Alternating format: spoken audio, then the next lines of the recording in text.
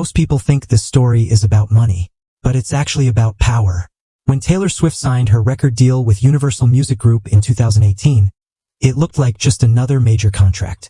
A global superstar moving to one of the biggest labels in the world. Nothing unusual. But behind the scenes, something very specific was happening in the music industry. Major labels were selling their stakes in Spotify and making massive profits from it. And that's where things got complicated. Because when labels made that kind of money, artists didn't always benefit. Some did, some didn't, and the difference came down to one detail: the contract.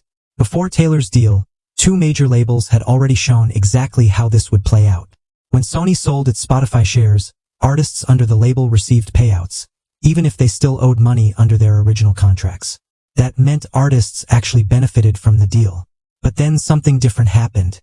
When Warner Music Group sold its shares, they only paid artists who had already paid back their advances. Everyone else got nothing. Same type of deal. Completely different outcome. And that's when Taylor Swift stepped in.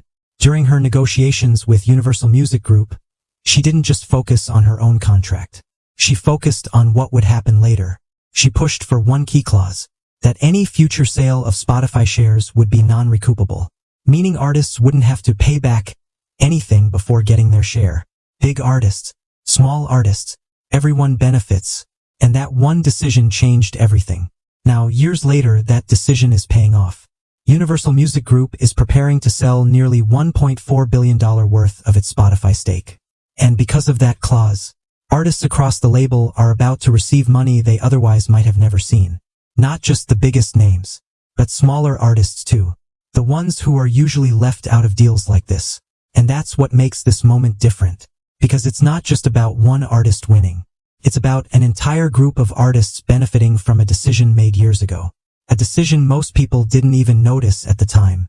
So now the real question is, how many other deals like this happened, where artists didn't get anything at all?